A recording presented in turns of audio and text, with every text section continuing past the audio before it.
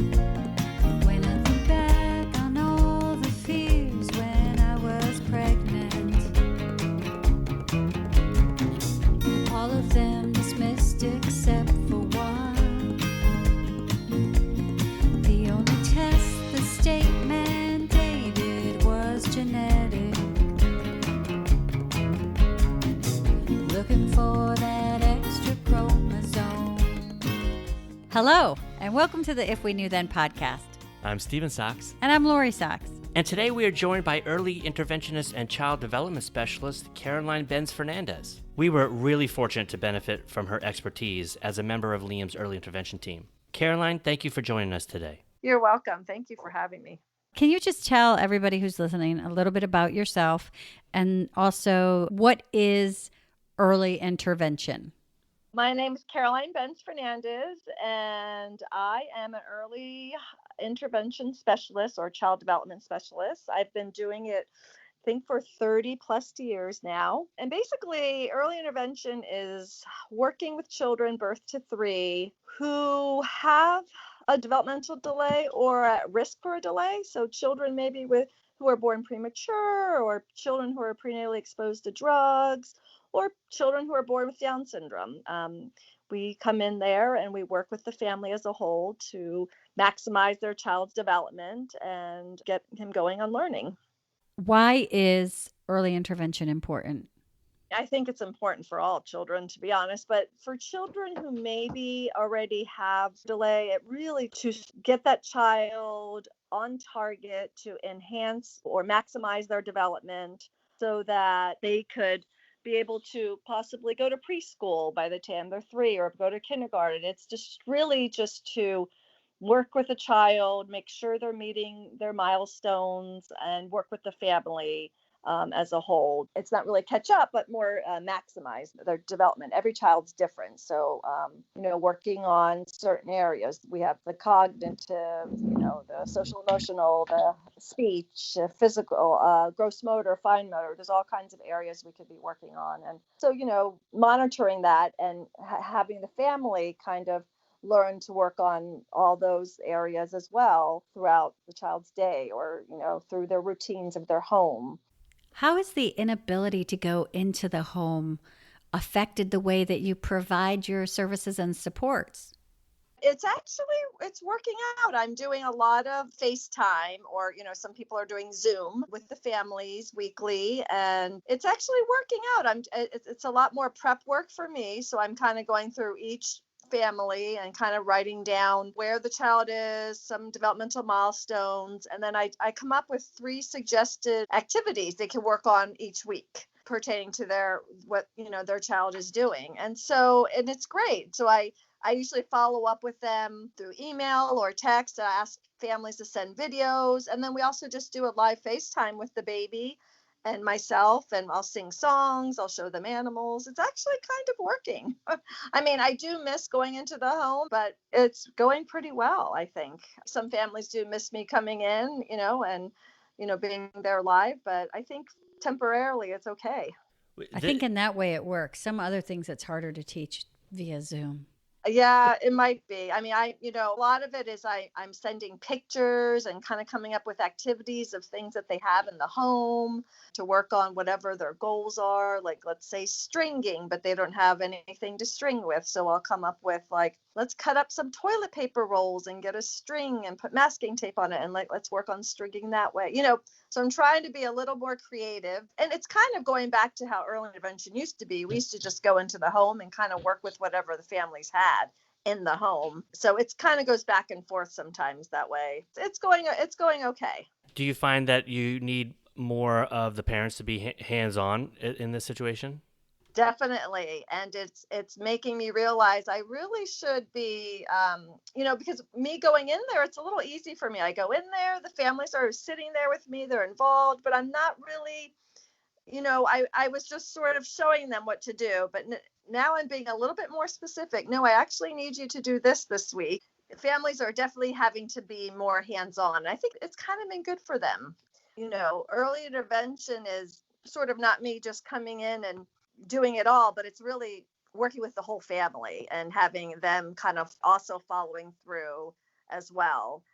With what I'm doing, because I can't just do it all by myself. So that's why I love early intervention, by the way. It's because I get to work with the whole family as a unit. It's not just the child and myself. Well, I have to tell you that one of the things that I'm seeing, at least right now, in the situation that we're in, being home and out of school, is all of that early intervention when you would come in and work with Liam and I'd be there and we'd be working with him together. Now I'm seeing such a benefit of those times because as parents, we're having to work with our kids. And I'm finding that I snap back into that mode of just doing the work. And this is what we're going to do. So not only are you teaching these kids skills and giving them a foundation, but it also gave me a great foundation to snap back to. And she's modeling for the parents. I'm glad. I'm so glad, because sometimes I feel like I have to remind myself. I get so zoned in to working with the child. And I'm like, whoa, wait, I need to really include my parents a lot more. It's a good reminder for me right now during this time working at home. I really need to incorporate the families even more so, So anyway, but thank you. I'm glad that that's been coming in handy, especially now that both your kids are at home. In your 30 years of experience, have you seen a change in early intervention from when you started to today? Yes, definitely. I have to say, 30 years ago, I felt like it was a lot more of just the teacher and the child. I actually, back 30 years ago, I taught children, so 1, 2, and 3-year-olds with special needs in a classroom. So parents were not really involved that much. As the years have changed, it's really getting parents involved. And now it's definitely, even those center-based programs that are out there, parents are now kind of having to stay and be a part of that in the birth to 3, the population. I'm not saying 3 to 5-year-olds, but the birth to 3 population, parents are really encouraged to be involved because it really takes the whole family, and everybody involved, not just the one therapist coming in to do, working with the child, but, having the whole family work with the child as well. I think it has changed. It also, I think we talked a little bit earlier about, used to be, it keep going. It goes back and forth. We therapists bring in their bag of toys and we work with the child, and then we take those bag of toys, and then so it's really important. I think sometimes too. I think what's changed is sometimes going in without your bag of toys and kind of just seeing what the family has and kind of trying to figure out what they could do at home with the child. Using what they have as well. So that always sort of seems to shift. There's therapists who bring their bag of toys, there's therapists who don't, and there's a combination. I think a combination is great, to be honest. But yeah, so there's been some changes, and I think it's getting better, especially with the things we're learning now, and us helping families more. I think it's getting better. What kind of things are you learning that are helping? Now I think I'm really involving the whole family, as opposed to, back 30 something years ago, it was just, I worked with the child and that was it. So now I just feel like I'm learning more from the family and what their concerns are as well. I think that has really improved and gotten better. And I think that's sort of helped me along the way, is to make sure we work all together with the family. And for parents out there that are in California and have a child with Down syndrome, when that child's born and you get the diagnosis and regional center, you contact regional center, is it pretty straightforward that you will be kind of the first stop for services for that child? So yes, usually someone may go out and do the assessment part, someone from regional center, but then the child development therapist or early intervention therapist would be the first to go out there. And then from there, usually what happens is, a physical therapist may come on board, occupational therapist maybe later down the line, and later down the line, possibly a speech therapist. But yes, the child development therapist is usually the first one through the regional center. At what age do your therapies start? What age should parents expect this kind of help? It is birth to 3. So if your child is born with Down syndrome, I would say as soon as you can. That's just my philosophy. Now, let's say you don't know. I mean, sometimes children don't exhibit any delays. As soon as you as soon as you feel like there's something not right and your gut tells you, then as soon as you can is basically. I've worked with babies starting at 6 weeks old, premature babies. It used to be that right away we would go in straight away to any baby who's premature. Now it's a little bit different. I think maybe with budget cuts, they just sort of wait to make sure, maybe the baby is not going to have any delays. But I always say earlier the better. What do you find the family's concerns are?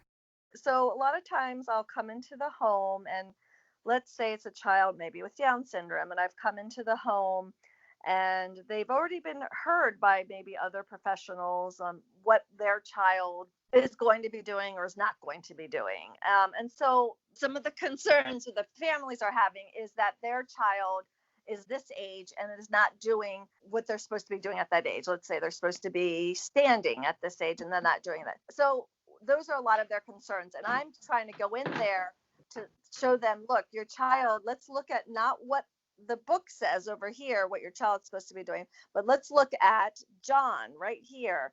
Right now, he's almost kneeling, but you know what? Let's just focus on what's the next step. Okay, the next step is pulling to stand. So basically, their concerns are their child's not doing what the other children are doing at a certain time. And I always try to say, let's see what he's doing now. So I think a lot of their concerns are always comparing their child is not doing what the other child is doing at a certain age. That was I think, a milestone for me as a parent was to be able to just, I'm not going to look outside my blinders. I'm just going to be right here. Because they tell you not to, with Sophia, well, don't compare her. She's going to get there. She's going to. And I always try to encourage parents that that's with every child, a neurotypical child or a child with Down syndrome or whatever challenge that they may have. They're who they are, and that we can support them to reach their potential. Right. Yeah, I know. Because, there's developmental milestones that children, go through, and it's at a certain age.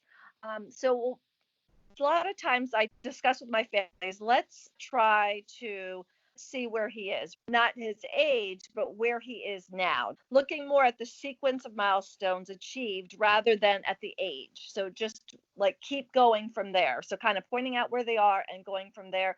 And yeah, trying to, I think what Lori said earlier, putting blinders on and not trying to see, oh, but this child is this age, he is sitting. Does that make sense? Yeah, be in the moment. Be in the moment. Yeah, exactly. And just going from there.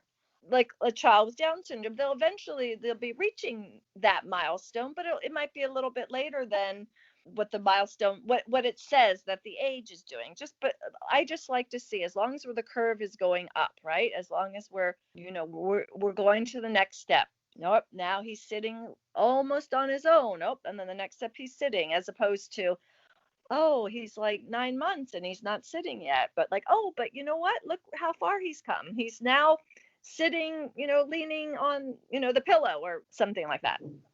Maybe just talk about how you feel and your opinion on how a parent can deal with some of the feelings of milestones and judging themselves, and because can be a stressful situation for parents, having a child that maybe has a disability, or you're not sure, and how's this going to work out, and then you come in, and I know you probably run into parents that have all across the spectrum feeling different things, and maybe you could give a little advice to parents out there that may have the stress and worry. I know my goal is always, when I go into a family, is just really, let's look at the child's strengths. Let's see where he is right now, and let's go from there. So I think it's important for families just to look at what your child is doing. Look at right now, he might not be reaching for that rattle, but look how he's smiling at you. And let's see if we can help him reach that rattle. And let's go from there. And let's try just to write down and see from week to week what he's now doing, like finding any little thing. I mean, I've worked with families who have children with multiple disabilities, visually impaired or hearing impaired. So they're feeling like their child's not doing anything. But then I would go in there and I would just look at the child and he'll smile. I said, "Oh my gosh, look, he looked at me and he smiled." Just finding whatever it is that child is doing and then elaborating and going from there. I think that's the key is stop comparing, which I know is hard, but finding what your child, what he likes, what he dislikes, and what he's doing, and then just taking that strength and moving forward. I think the key to learning too is finding out what your child likes, and then whatever that is. So I always ask families when I first kind of go see them, what does your child like to play with? Sometimes they're like, "Oh, he doesn't like to play with anything." I'm like, "Oh, well, what does he, what does he do?" He's like, "Oh, well, he does, like this one particular toy over here." I was like, "Great, what can we do with that? And let's see, can we add another toy to it? Can we have them maybe bang on a toy?" Just taking whatever the child is doing or what his strengths are, and then just moving forward with that. I mean, that would be my advice to families is just looking at what your child is doing and then just keep moving forward, um, you know, to see what the next step will be. But not all strengths come across as a strength. I remember being concerned about Liam talking to himself and babbling. Was that something that was a milestone, or was that something to be concerned about? And tell us why babbling and talking to yourself are so important. Yeah, actually, as babies, as they, at first when they're born and for the first few months, it's sort of a lots of vowels and oohs and ahs sounds. And then as they get older, it becomes a little bit, there's some more double consonants, a little bit of a ba or some b's, d's, p's, and then ba, ba, ba, da, da, da. So why babbling's important? It's a good indicator of their expressive language for later on. So, usually if I'm working with a baby and I do hear lots of babbling back and forth and sounds, it's usually a pretty good indicator that, his talking later on it's going to be coming along. If I don't hear any babbling, then, sometime, at the time that they're supposed to be, and closer, to a year or so, then, there could be things just like, ear infections or things, some things could be like they just can't hear very well or things like that. But anyway, babbling is actually sort of like it's a pre-talking skill. So if they're able to babble, it's kind of the beginning of talking. And then, talking to yourself is just part of development. I think, babies tend to also babble to themselves, and as they get older, and they have more words, and then they can sit and pretend play and kind of talk to themselves. It's part of development. And it's great practice for them just to continue using the words, using the sounds, and pretending and imitating others. Yeah, so I do think it's important. And I think also what's really important is to kind of have that turn taking of babbling back and forth. If the baby's doing a ba, then you do the ba and see if he'll imitate you. And then, you could kind of switch it up. Oh, he said ba, you're going to do da, and see if he kind of imitates that. So yeah, so I do think, it's important, babbling, and it's part of development for babies, up to a year, and then starting to use more words, and then talking goes from there. Well, I remember there was a little concern with Liam about his ears. He had some ear infections, but he ended up getting tubes in his ears, but not real early. I mean, I remember getting a little cocky inside saying, "Oh, he's still doing well," as we went to the ear doctor. But we then did get to a point where we went to doctor, and we had a kind of a soundproof room that we sat in with Liam and tried to test his hearing. And I didn't realize how just the fluid in his ears and that kind of muffled sound, how that would affect his speech. Right. And once the tubes are in, my son had tubes as well. Boy, it starts coming then, because what they could be hearing, obviously you would say Liam and he would turn, but he probably maybe heard a lots of blah, blah, blah, blah, kind of, muffling, like not clear words. So that does affect language. I mean, my son had numerous ear infections up until a year and wasn't, talking as much. And then once the tubes came in, it made a difference. But his expressive language was a little bit behind. But you know what? Then they catch up, or, they start talking, and they're able to hear a lot better. Because that's really, I mean, to learn to talk is really listening too, us dialoguing and reading to them, and then them listening, being able to hear us, right, is really important. I remember, actually, I've talked to several parents of children with Down syndrome, and a majority of them their child has had tubes put in at one point. And I know it's probably a higher percentage of Down syndrome children just because the narrowing of the earway. But like you said, with your son, it is a typical thing, not something to be worried about. It is something that happens to any child. Right. And I know it's scary because I'm not sure with Liam, but from what I remember, my son had to be put under, and that is scary to get the tubes in. But I have to say it's just well worth it, because the tube, what it does, it drains all that liquid out, and then they're able to hear us more clearly. Yeah, I believe it was a outpatient surgery technically, but he was put under. That scares parents, and I totally understand. I mean, my son was a year. I think Liam might have been older, because I actually don't remember that with Liam. He was a bit older. Okay, yeah, it's scary either way, but it's outpatient, and it was very much worth it. I mean, my son now, is talking, and Liam obviously is using his language, and so it's a good thing. I do remember that the tubes were very scary, just the potential of surgery and all that embraces, and also the reality of okay, here's a new challenge, and what is it gonna mean, and what will it be, and all these unknowns came to the surface, along with a lot of other unknowns that I had maybe pushed down. So I definitely wish I had known then exactly what the surgery was, and even though it was still a little scary because it is a surgery and there is anesthesia, but if I would have had some insight on this side that I have now on this side of it. So Caroline, the name of our podcast is If We Knew Then. Is there anything that you would like to share? And if you knew then? Yeah, so I guess 10 years ago, my suggestions to the families maybe 10 years ago was a little bit more of, oh, well, at this age, he needs to just not do that, not have the bottle. It was just sort of, the book says, and my approach now, as I had kids and gotten older, is let's, what do you need to do to feel good? And, it's a slower approach, I guess it would be, to suggesting something. Let's say it's time to wean from the bottle. I'd be like, oh, well, let's just see, and let's check with your pediatrician. And it wouldn't be so like, you have to do this at now. It's like, what makes you feel good right now, and let's see how we could help that. I'm not sure if I'm making No, that makes total sense. It makes total sense. That's how parents of a child with disability feel. They feel that they're not really allowed to just let it come as it comes, to relax and take a breath.